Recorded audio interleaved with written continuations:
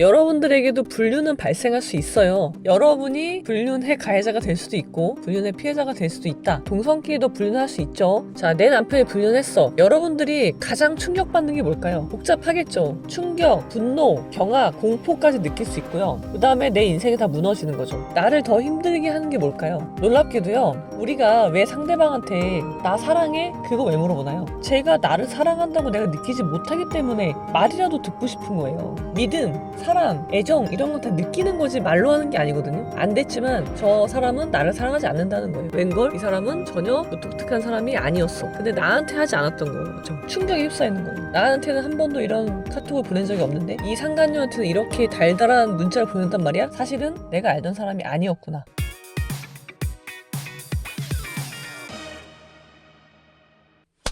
예, 여러분 안녕하십니까? 오늘은 즐거운 목요일입니다. 저는 동치미 촬영이 있어서 지금 일산에 와 있고요. 조금 일찍 와서 막간을 이용해서 여러분들과 이야기를 좀 나누고자 합니다. 오늘은 불륜학교 그 3번째 시간이고요. 불륜에 대해서 한번 이야기를 해볼게요. 여러분, 일단 여러분들에게도 불륜은 발생할 수 있어요. 어떤 식으로? 내 배우자가 불륜할 수도 있고요. 여러분이 할 수도 있습니다. 여러분이 불륜의 가해자가 될 수도 있고 불륜의 피해자가 될 수도 있다. 그 점을 일단 인정하시고요. 근데 제가 주로 말씀드리는 거는 내가 피해자가 됐을 때에 대한 이야기예요. 자, 내가 여자라고 가정하고 피해자가 여성이고 가해자가 남성, 그러니까 불륜한 사람이 남편, 나는 아내, 그 이야기를 많이 드리지만 반대도 항상 있다고 말씀드려요. 내 남편이 불륜을 하면 동성끼리 불륜한 게 아니면 여러분 일단 동성끼리도 불륜할 수 있죠. 그거는 다음번 영상에서 말씀드리고 내 남편은 남자일 거 아니에요. 여자 아닐 거잖아요. 그러면 그 여성은 미혼일 수도 있고 기혼일 수도 있지만 아무튼 상대방 가해자는 여자니까 그때의 피해자는 남자가 되는 거죠. 그래서 이거를 뭐 남자들이 불륜을 한다 여자는 안 한다 그 말도 안 되는 거죠. 그래서 여러분 그런 프레임을 일단 짜시면 안 돼요. 자, 아무튼 제가 사례로 말씀드리는 거는 아내인데 남편이 불륜을 했을 때 그 사례를 말씀드리는 거예요. 자, 내 남편이 불륜했어. 여러분들이 가장 충격받는 게 뭘까요? 복잡하겠죠. 내 남편의 불륜을 내가 알게 됐을 때 그 순간 나는 어떤 느낌일까요? 충격, 분노, 경악, 공포까지 느낄 수 있고요. 그 다음에 내 인생이 다 무너지는 거죠. 더군다나 평소에 내 남편이 자상한 사람이었어. 전혀 불륜의 기미가 보이지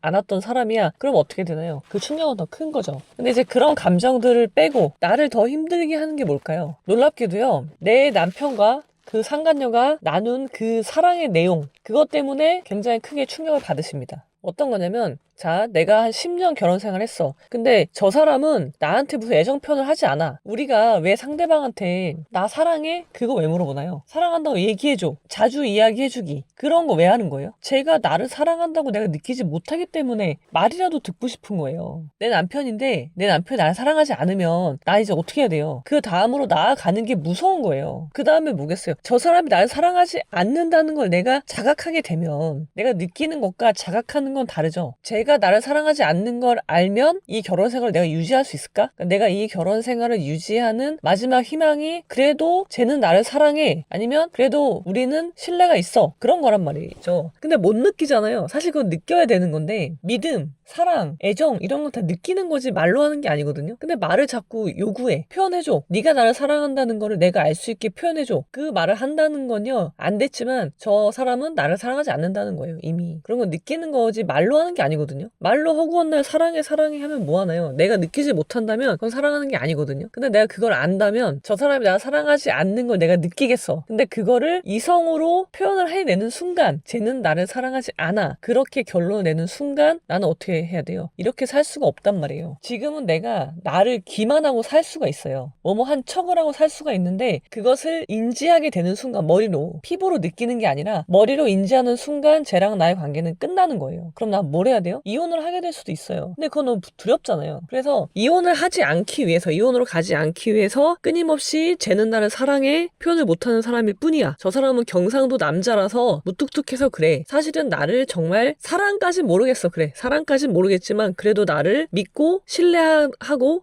배우자로서 그런 관계야 라고 혼자 이제 착각을 하고 있는 거죠. 그러니까 자기 기만을 하는 거예요. 그렇게 하지 않으면 살 수가 없기 때문에 하는 거예요. 가정을 유지하기 위한 방편인 거죠. 그렇게 살아왔어. 근데 내가 내 남편과 그 상간녀가 나눈 카톡 대화를 봤는데 웬걸 이 사람은 전혀 무뚝뚝한 사람이 아니었어. 이 사람은 애정 표현을 정말 잘하는 사람이었던 거죠. 근데 나한테 하지 않았던 거죠. 어려운 것도 아니에요. 사랑해라는 말이 아니어도 근데 진짜 진심에서 우러나와서 하는 사랑해 있잖아요. 그리고 이렇게 하트 날리고 이모티콘 매우 중요하죠. 감정을 표현하는 수단. 이모티콘 보내. 그리고 집에 잘 들어갔어? 몸이 안 좋던데 어때? 그런 카톡 있죠. 일상을 물어보는 그 사람의 안부를 묻는 카톡을 보고 충격에 휩싸이는 거예요. 나한테는 한 번도 이런 카톡을 보낸 적이 없는데 내가 아파서 쓰러져서 혼자 밥도 먹지 못할 정도로 아팠을 때도 내 남편은 나한테 괜찮냐고 단 한 번도 물어본 적이 없는데 이 상간녀한테는 이렇게 달달한 문자를 보낸단 말이야? 그럼 뭐예요? 이걸 못하는 게 아니었던 거죠. 할 수 있는 사람인데 나한테 안 하고 상간녀한테 한 이유는 뭐예요? 나는 사랑하지 않고 상간녀는 사랑하기 때문에 그거를 알게 되는 순간인 거예요. 그것 때문에 힘들어요. 그것 때문에. 둘이 뭐 섹스를 했네 마네 그게 중요한 게 아니라 섹스는 그래 한 번 실수할 수 있어요. 근데 그런 서로의 안부를 묻고 걱정하고 염려하고 하는 것들은요.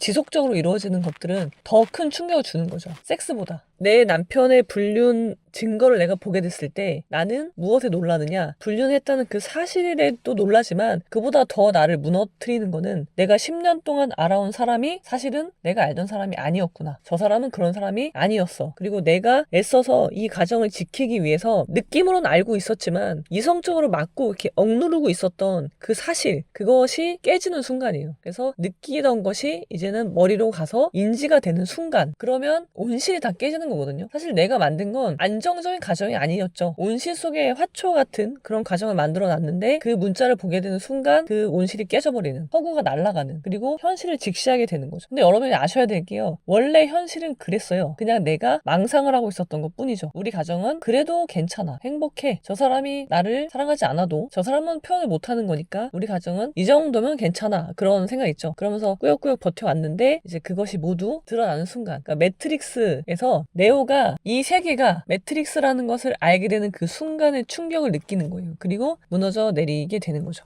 그리고 어떤 분들은요, 그 상간녀랑 자기를 비교해요. 그래, 얼마나 잘난 여자랑 불륜하는지 보자 하고 딱 봤는데, 얼굴을 봤는데 웬걸? 너무 못생겼어. 그래서 놀라시는 분도 있어요. 아니, 만나려면 좀 괜찮은 사람을 만나든가, 나보다 훨씬 못하는 조건에, 나이도 더 많아, 심지어. 내가 50대인데, 60대를 만나고 있어. 그리고 못생겼어, 심지어. 돈도 없어. 그리고 애도 있어. 이혼했어. 이런 사람을 만난단 말이야? 내 남편이? 나보다 훨씬 못한데? 여러분, 불륜을 할 때는요, 법률상 와이프보다, 법률상 남편보다 더 못한 사람을 만날 확률이 더 높아요. 이게 결혼하려고 만나는 게 아니기 때문에 중요하지 않아요. 그것은. 근데 그것에 또 놀라죠. 그리고 비교를 해. 쟤랑 나를 비교해가지고 마치 남편의 사랑을 쟁취해야 되는 다시 내가 뺏어와야 되는 그런 것처럼 생각하시는 분도 있어요. 그래서 남편한테 매달리고 남편한테 더 잘해주고 그럼 돌아오겠지. 그런 생각으로 더 의존적으로 변하시는 분들도 있는데 그게 문제가 아니고요. 남편은 판단자가 아니고요. 여기서 피해자는 나고 남편과 그 상간녀는 가해자예요. 이 구조는 변함이 없다는 거죠. 대부분의 남편들이 불륜한 남편들이 내가 이렇게 된 건 너 때문이야 라는 말을 시전을 하지만 설령 그렇다고 치더라도 좋아 100번 양보해서 내가 너한테 소홀히 해서 네가 바람을 폈다 쳐 그래도 나는 피해자예요. 쟤는 가해자고 불륜에 있어서는 확실하거든요. 피해자와 가해자가. 그래서 절대 남편은 판단자가 되어서는 안 돼요. 그래서 이런 경우에 어떻게 대처하면 좋을지 내가 무너지지 않고 자, 내 남편이 불륜했다고 해서 내 인생이 무너지는 게 아니거든요. 그래서 그것을 구분을 하고 어떻게 해야지